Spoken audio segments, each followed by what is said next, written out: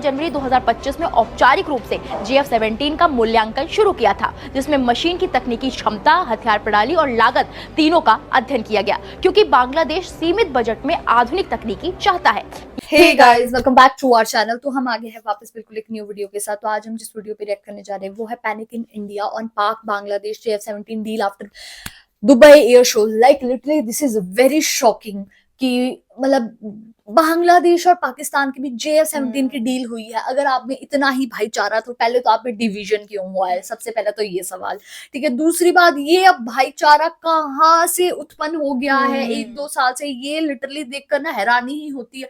क्योंकि एक तरफ एक टाइम ऐसा था कि जो बांग्लादेश, उसकी मदद इंडिया ने की थी। एग्जैक्टली, इंडिया बांग्लादेश का हमेशा से सपोर्टर रहा है। अब देखते हैं कि मतलब जो पाकिस्तान है वो कैसे बांग्लादेश के साथ कैसे ही अपने अच्छे रिलेशंस बना सकता है। वही तो, ये तो वीडियो को देखकर ही पता लगेगा। सो फिर आप भी देखिए, हम भी देखते हैं। Let's start. देश को 24 JF-17 फाइटर जेट सौंपे जाएंगे। यह है कि पाकिस्तान का JF-17 खासतौर से वो दुबई एयर शो के बाद उसे कोई एक देश खरीदने जा रहा है। जी हाँ, और क्या कीमत होगी और कौन खरीदार है अभी वो डिक्लेयर नहीं किया गया है, लेकिन कुछ अंदाज लगाए जा रहे हैं कि वो कौन हो सकता है। JF-17 की बात करूं ज्यादा अच्छा है। ये JF-17 यानी कि चाइनीज प्लेन है, लेकिन पाकिस्तान उसको प्रोड्यूस करता है। और सुना है कि दुबई एयर शो के अंदर पाकिस्तान का कोई फ्रेंडली कंट्री है, वो JF-17 खरीदने जा रहा है। जी हां, और कितना खरीदने जा रहा है? ये 4.5 क्या कहते हैं जनरेशन का पूरा ये है। उस समय 150 से ज्यादा यूनिट पाकिस्तान एयरफोर्स के अंदर राइट नाउ इनके हैं। और कुछ स्पेकुलेशन निकल के आए हैं दुबई से, जो अंदाजा सिर्फ इस बात से लगा लीजिए कि तेजस 1986 से बनना शुरू हुआ, इंडिजिनस इंडियन, और जबकि JF-17 की आप तारीख देख लें कब जाकर पाकिस्तान ने शुरू किया था, और 150 पाकिस्तान में सर्विस कर रहे हैं, 3 ममालिक ये यूज कर रहे हैं, क्यों में 3 मजीद लग चुके हैं। ये फर्क है। दूसरी तरफ तेजस 40 जहाज नहीं बने इनसे, 2 उसमें से भी बढ़ गए। किसी एक मुल्क ने भी अभी तक कोई भी MOU तक साइन नहीं किया कि हम खरीदना चाहते हैं, या इंटरेस्ट तक नहीं शो किया। रीजंस क्या है वो तो आपने दुबई एयर शो में देखी। बता रहे हैं कि इसको खरीदने वाला कंट्री जो है वो बांग्लादेश होगा। जी हाँ, बांग्लादेश के ऊपर चाइना का इंपैक्ट है, प्लेन भी चाइनीज है। कहा जा रहा है कि ये सौदा 400 से 700 मिलियन डॉलर का होगा, और बांग्लादेश को 16 से 24 फाइटर एयरक्राफ्ट मिलेंगे। जी हाँ, डिफेंस सिक्योरिटी एशिया रिपोर्ट के मुताबिक पाकिस्तान बांग्लादेश को 16 से 24 JF-17 थंडर ब्लॉक थर्ड देने के लिए तैयार हो सकता है। अनुमानित सौदा 400 से 700 मिलियन डॉलर के बीच हो सकता है। ये बांग्लादेश वायुसेना के इतिहास का सबसे बड़ा फाइटर जेट अधिग्रहण माना जाएगा। भारत भी इस संभावित समझौते पर नजर बनाए हुए है, क्योंकि ये सौदा पूर्वोत्तर क्षेत्र की सुरक्षा स्थितियों के संतुलन को प्रभावित कर सकता है। बांग्लादेश अपनी अर्थव्यवस्था को देखते हुए सेना को मॉडर्न बनाने के लिए सस्ते विकल्प ढूंढ रहा है। उसने एयरफोर्स के लिए एक बड़े एसेट के तौर पर JF-17 थंडर ब्लॉक पर ध्यान दिया है। उसके पास F-7, MiG-29 और Yak-130 जैसे विमान हैं, जिनकी तकनीकी आधुनिक युद्धक आवश्यकताओं के मुकाबले कमजोर मानी जाती है। ढाका ने जनवरी 2025 में औपचारिक रूप से JF-17 का मूल्यांकन शुरू किया था, जिसमें मशीन की तकनीकी क्षमता, हथियार प्रणाली और लागत तीनों का अध्ययन किया गया, क्योंकि बांग्लादेश सीमित बजट में आधुनिक तकनीकी चाहता है। ये पाकिस्तान चीन की संयुक्त परियोजना है, इसलिए इसकी कीमत पश्चिमी लड़ाकू विमान की तुलना में आधी से भी कम आती है। अब आप समझ सकते हैं, एक और पड़ोसी देश में खतरनाक अगर फाइटर जेट आए तो यह भारत के लिए सीधा बड़ा खतरा है।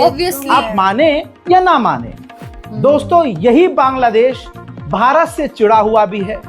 बांग्लादेश ने साल में तीसरी मर्तबा ऑफिशियली लिखित में शेख हसीना को भारत से मांग लिया है कि शेख हसीना को हमारे मुल्क वापस लौटाइए।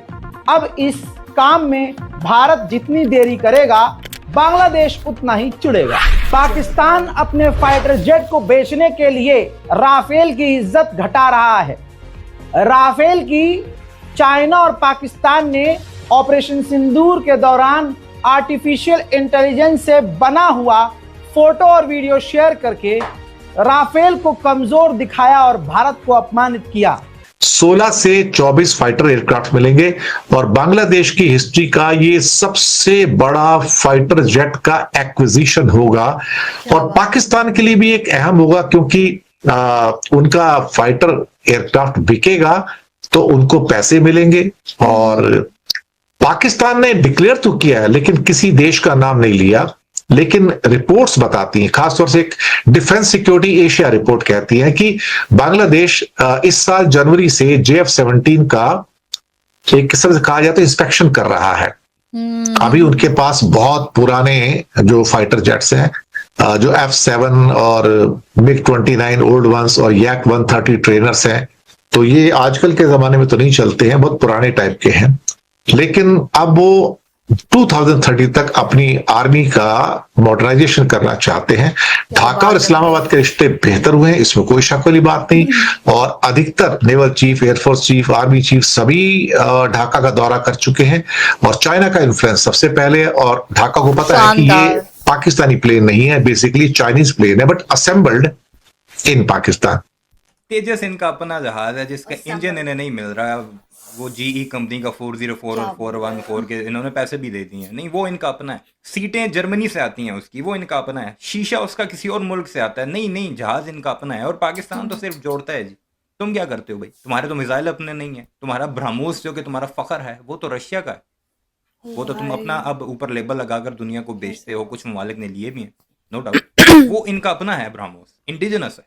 तेजस इंडिजिनस है, पाकिस्तान का कुछ भी अपना नहीं है। और यही हालात हैं, फिर जब मुकाबले में आते हैं तो चपेड़ें पड़ती हैं। तो ये जो मतलब बात निकल के आई है कि जो ग्राहक है इनका वो यहाँ पर बांग्लादेश है। अब ये स्पेकुलेशन के हिसाब से निकल आया, जो रिपोर्ट्स आई हैं, डिफेंस रिपोर्ट्स, रिव्यू रिपोर्ट्स आई हैं, उसमें है बांग्लादेश बताया गया है। अगर JF-17 ब्लॉक थर्ड की खासियत की बात करें, JF-17 थंडर पाकिस्तान वायुसेना की मुख्य ताकत माना जाता है। इसका new block third version 4.5 generation का मल्टी रोल फाइटर है, जिसे चेंगदू एयरक्राफ्ट कॉर्पोरेशन और पाकिस्तान एरोनॉटिकल कॉम्प्लेक्स ने मिलकर विकसित किया है। इस विमान की खासियत इसकी लागत, एडवांस इलेक्ट्रॉनिक सिस्टम और संतुलित युद्धक क्षमता है। इसकी मारक दूरी 3400 किलोमीटर से अधिक हो सकती है और अधिकतम टेक ऑफ वजन लगभग 13,500 किलोग्राम है। ये हवा से हवा और हवा से जमीन उसे कहते हैं तारीफ जब दुश्मन करे, और ये हमारी क्वालिटीज बता रहे हैं JF-17 थंडर की। और इस वक्त 6 ममालिक ऐसे हैं जो इंशाल्लाह अगले साल तक उसे यूज करने लगेंगे और फिर हम दुनिया को अपनी ताकत का पैगाम देंगे। और इसके अलावा 6 ही आएंगे, इनकी कामयाबियां देखेंगे तो आपको लाइन में मजीद ममालिक भी नजर आएंगे। रीजंस क्या है? जबरदस्त एयरक्राफ्ट है, कीमत बहुत कम है, यानी आधे से भी कम है। भारत के तेजस देखें जहां पे 60, 70, 80 मिलियन डॉलर, और ये 20, 25 से 30 मिलियन डॉलर, और डिपेंड करता है कि उसके साथ मिसाइल्स कौन से अटैच्ड होंगे। भारत अपनी राय का इज़हार जरूर कीजिएगा। चैनल को सब्सक्राइब नहीं किया तो ऐसे वीडियोस के लिए उसे भी जरूर सब्सक्राइब कीजिएगा। यार लिटरली मतलब बहुत ज़्यादा शॉकिंग था यार, ये बहुत ज़्यादा शॉकिंग। ये मेरे को तो सबसे पहले जो एंकर थे ना, इनकी लैंग्वेज भी अच्छी नहीं लगी। ठीक है, हम समझ गए भाई JF-17 बहुत अच्छा, और लिटरली हम भी मानते हैं उस चीज़ को कि हाँ है, जो चीज़ है वो है, लेकिन इतना गंदा बोलना ये तो बहुत गलत चीज़ है। एग्जैक्टली अगर हम बांग्लादेश और पाकिस्तान की बात करें तो जो बांग्लादेश है वो डायरेक्टली चाइना से भी ले सकता है जो भी मिसाइल्स हैं, एयरक्राफ्ट है, बट वो पाकिस्तान के साथ रिलेशंस अच्छे बना रहा है नहीं बना रहा है वो तो अब आगे जाके ही पता लगेगा। हाँ, और दूसरा चीज मेरे को ना ये देखकर हैरानी हुई कि जो ये बोल रहे हैं कि यार देखो, हम दोनों ही देश है ना वो डेवलपिंग कंट्रीज है, वी आर नॉट डेवलप्ड, है ना। हम लोग मतलब कि ऑब्वियस सी बात है कि पाकिस्तान भी देख लीजिए कहीं ना कहीं चाइना का ही हाथ है, और इंडिया भी देख लीजिए कहीं ना कहीं रशिया, अमेरिका इनका ही हाथ है। तो अभी तो हम ये बोल सकते हैं कि हम लोगों के जो भी चीजें है ना वो हम लोगों की पूरी पूरी खुद की बनाई गई चीजें नहीं, आत्मनिर्भर नहीं है अभी भी हम लोग, but yes we are in the process to be a developed nation, and I hope we both the nation will be developed after like few years।